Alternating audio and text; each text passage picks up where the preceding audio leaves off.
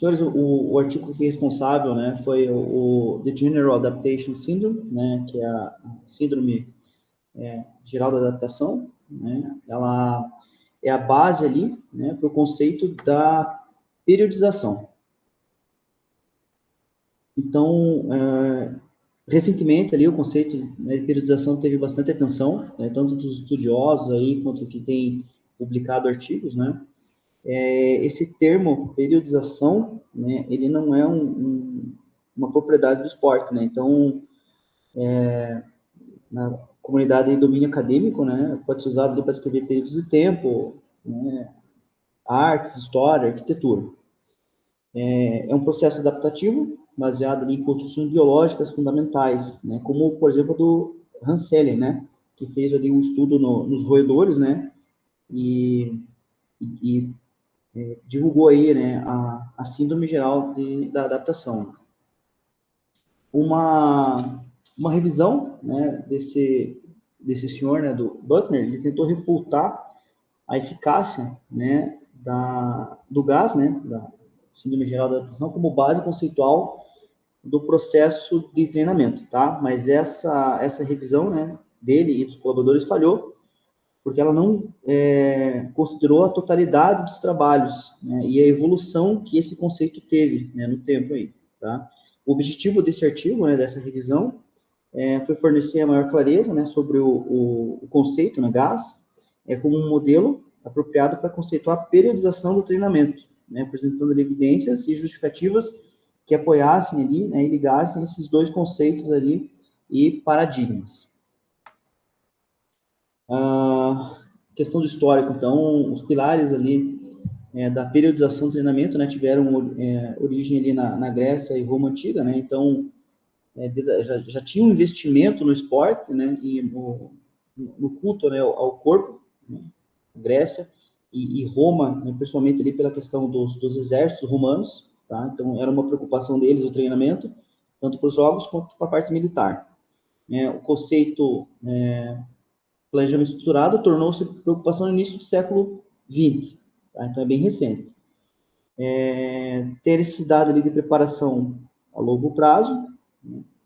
E esse senhor, né, o Kotov, né, ele é posteriormente apoiado por esse outro camarada, o Grant, eles introduziram o conceito de plano anual, dividido em fases, né, composto de estágios gerais, preparatórios específicos, que permitiu a reavaliação de aspectos de treinamento e planejamento, e planejado, e a variação planejada, tá? Em virtude ali do resultado, em resultado do aumento cultural e popularidade, né, e da importância que o esporte tem hoje, né, até pela questão econômica, houve um aumento na frequência de competição atlética, e isso fez com que os processos e procedimentos evoluíssem também. O conceito ali de plano anual de Kotov, né, mudou a opinião dos treinadores, né, que anteriormente aceitavam ali que os atletas tinham que limitar o treinamento de 8 a 10 semanas antes da competição, né, para evitar exaustão ou danos físicos, né. Picala, né, desenvolveu ainda mais esse modelo, né, defendendo ali que a preparação tem que incluir trabalhos extensivos e intensivos de carga, mas também descanso planejados, né, e treinamento equilibrado, né, para prevenir ali o overtraining e lesões, tá? Isso aí por quê? Por causa dos cronogramas ali esportivos apertados, né? Então, a questão ali do planejamento desses treinamentos evita, né, o overtraining aí dos atletas. Matveyev, ele divergiu, né, dos seguidores ali da periodização, né, dizendo que as decisões do treinamento têm que ir além do calendário esportivo, né. Ele observou, né, ali que o esporte, né, é uma unidade harmoniosa de todos os componentes ali que congregam para a formação do atleta, né? Então, vai muito além, né, da parte física, né, mas sim física, psíquica, técnica e tática também. Tinha que priorizar, segundo ele, o planejamento baseado na obtenção da melhor forma esportiva, né, o ápice, o auge do atleta, criando o nível de competição caracterizado, né, por um complexo fisiológico, né, com acompanhamento e controle médico e monitoramento dos índices psicológicos do atleta também. De várias maneiras ali, o trabalho dele, né, ele serviu de catalisador para outros pioneiros, né, em busca de uma base científica para teoria, né, do treinamento e metodologias novas. Atualmente, ali, segundo o artigo, até o momento, né, a maioria das definições de periodização manteve os pilares fundadores, né, relacionados ao aprimoramento da forma esportiva. Ao mesmo tempo que avança com estratégias de planejamento baseado em processos fisiológicos estabelecidos, né, e janelas de adaptação. Né? Os profissionais tentam estabelecer metodologias de programação que estão que estão de acordo com os princípios fundadores da periodização, né? Janelas ali de adaptação, mas eu também já vi o termo janela de oportunidades. Tá? A periodização é um termo que descreve ali a macrogestão do processo de treinamento relacionado ao tempo, segundo o artigo. Isso quer dizer o quê? Que o tempo é alocado para várias fases de preparação que estão estrategicamente alinhadas de uma forma unilateral, né, rumando ali para a competição. Conceitualmente, a periodização é um ativo, né, que vai permitir ali o coach, né, o treinador, prever e atribuir períodos de tempo, né, para aquisição e desenvolvimento de características específicas da aptidão física, né, que são aquelas janelas ali de adaptação de oportunidade. Né. O que são características da aptidão? Né? Então, resistência, força, potência, velocidade, né, que é aquilo que a gente procura, né, causar ali a melhora no atleta em razão ali do esporte que ele pratica. Já a programação, né, pode ser considerada o microgerenciamento dessas etapas delineadas do treinamento. Então, a periodização é o macro, a programação é o micro. Alguns componentes da programação, né, incluem a intensidade de carga, treinamento, volume de treinamento, intensidade de treinamento, seleção e ordem dos exercícios, né, número de séries, repetições, entre outros. Quando organizado, né, as decisões sobre as variáveis de programação diferenciam o contínuo do tempo, em padrões identificáveis, né, com base nos objetivos pretendidos.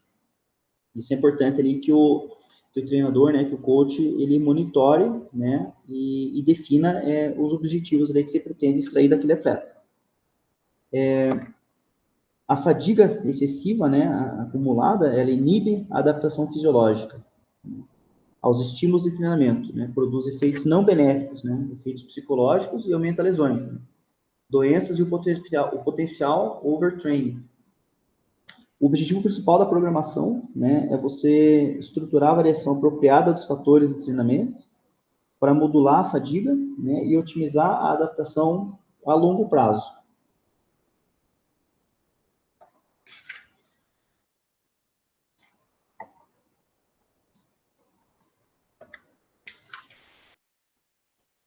O Hanser, então, né, ele estava trabalhando para desenvolver o GAS, né, como um modelo conceitual, né, com os rodeadores ali, né, aplicável a todos os sistemas biológicos, né, para explicar a relação entre estresse e adaptação. Então, basicamente, você coloca um organismo, né, um sistema num nível de estresse, ele se adapta e evolui, né, e fica pronto para receber uma quantidade de estresse maior ainda, para evoluir, se adaptar e assim sucessivamente.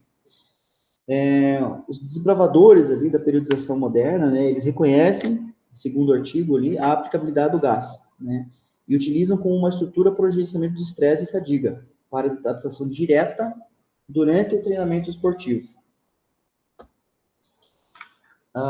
O Hans, né, o Seeley, primeiro ele propôs o GAS para descrever as observações, né, de uma resposta trifásica, sistêmica, né, consistindo ali no alarme, estágio de resistência e estágio de exaustão, né, para diversos agentes nocivos, né. Ele também sugeriu, né, que a síndrome geral de adaptação, ela tem aplicações benéficas destinadas a induzir a adaptação e evitar o esgotamento, incluindo aqueles relacionados aos exercícios físicos. A pesquisa demonstrou, né, a possibilidade de potenciação aguda através do aquecimento adequado antes do exercício e após a potencial ativação de estratégias, né? desde que as características qualitativas em impulso ou magnitude e duração da atividade e condicionamento sejam apropriadas. O conceito gás ele forneceu uma estrutura conceitual para a compreensão da ligação, né, entre adaptação e estresse. Aí, dentro desse contexto, né, no treinamento esportivo, a prática, né, resultante e os efeitos desses estímulos de treinamento também. Né? Por outro lado, outras atividades ali de condicionamento sem especificidade apropriada, né, ou sem impulso suficiente, né, podem resultar em nenhuma mudança no desempenho. Embora um impulso grande pode causar um decréscimo ou desempenho análogo à exaustão, né? Então, acho que, basicamente, aquilo que até que o Cronir comentou ali, né? Pô, me diz esse treino que é leve aí e tá dando ganho, né? Porque, basicamente, né, se você não utilizar o impulso adequado, né, você não vai ter mudança de desempenho nenhuma.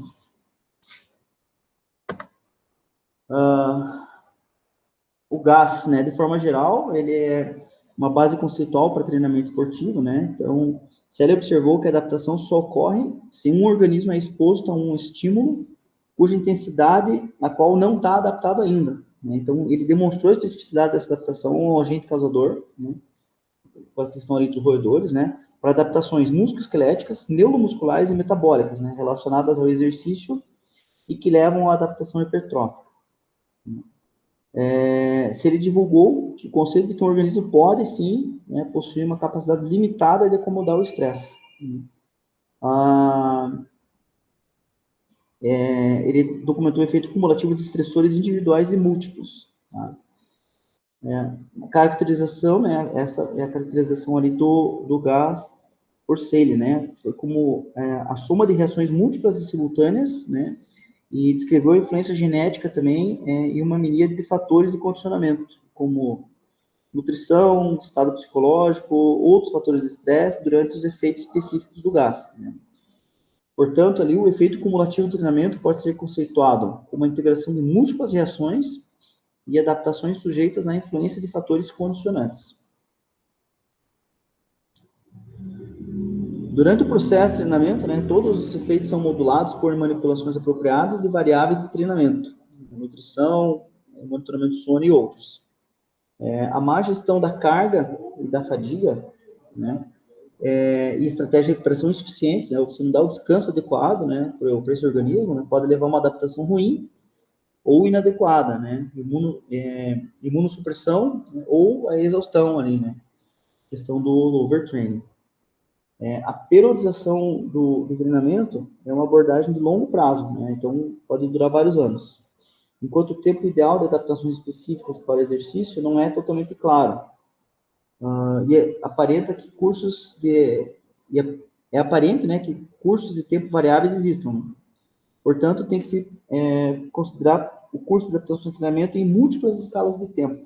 Então, semanas, às vezes anos, né, dias, meses.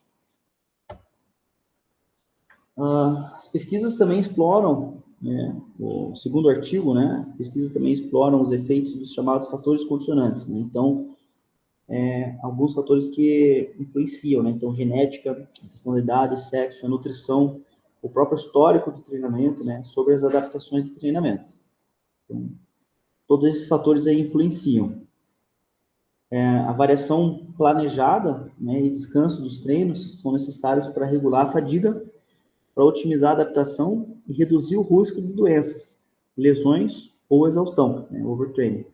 São funcionalmente equivalentes ao estágio de exaustão. O Mateev foi um dos primeiros críticos, né, do uso ali do modelo do Seeley, né, na periodização do treinamento, tá?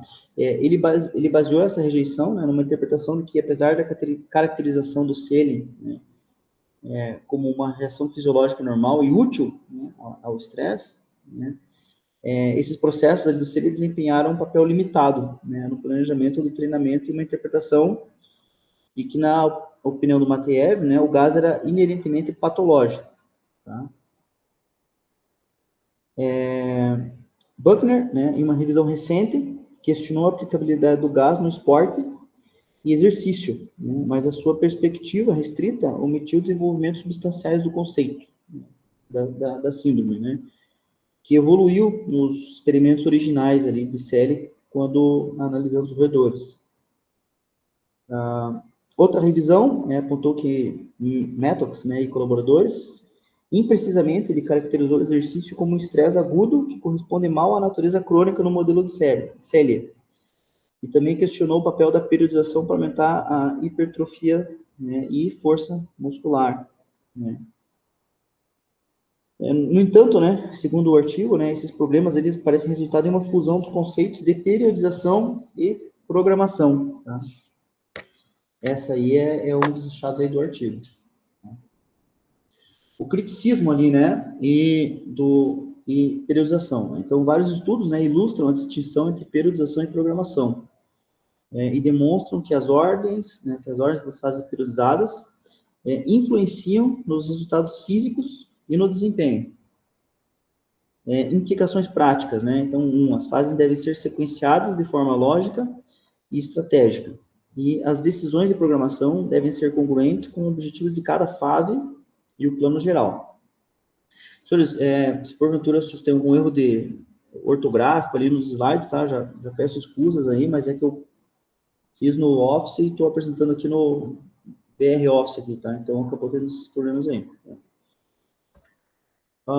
Síndrome geral da adaptação, então, no século XXI, né? O modelo, né, fornece uma estrutura mecanística para adaptação contextualizada, né, dentro do modelo de treino periodizado. Né? Que Elliott destacou que tal planejamento assume a previsibilidade, né, de adaptação e a capacidade de previsão de treinamento apropriado.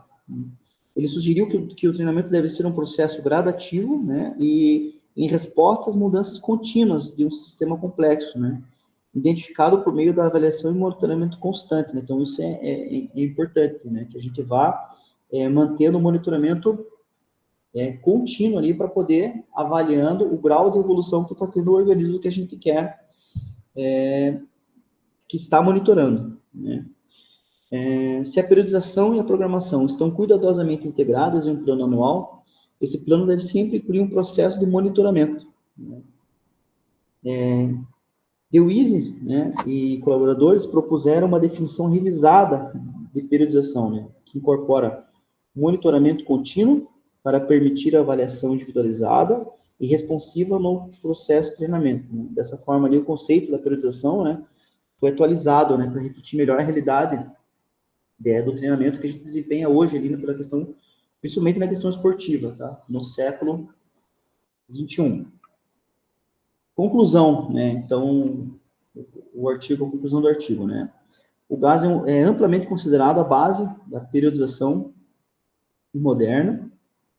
Críticos aí dessa síndrome, né, não elucidaram, não entenderam o link, né, entre estresse e adaptação, que é a chave central da síndrome da adaptação geral, além de não conseguirem oferecer modelos para explicar o processo da adaptação. A revisão reconheceu que o GAS não se aplica a todos os processos relacionados ao estresse, mas que não existe ainda um modelo totalmente completo, né, ou preciso.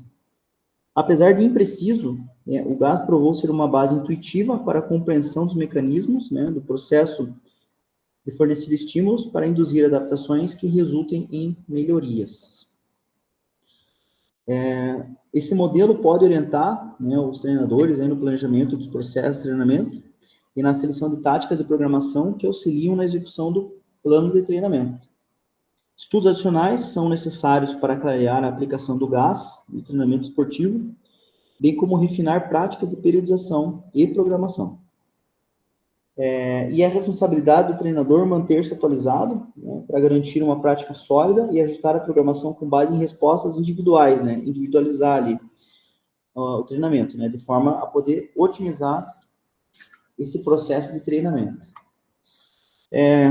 Senhores, eu não sei se é o caso, né, até porque eu estava apresentando o artigo, mas eu queria fazer algumas observações pessoais, né, sobre o que eu consegui captar de informação, né. Então, por exemplo, eu observei que o GAS, ele fornece um modelo para entender a relação estresse, adaptação e fadiga, né, que os treinadores devem utilizar, né, o GAS como um quadro conceitual para a periodização do treinamento, para direcionar ali a adaptação de acordo com o cronograma, né, da competição.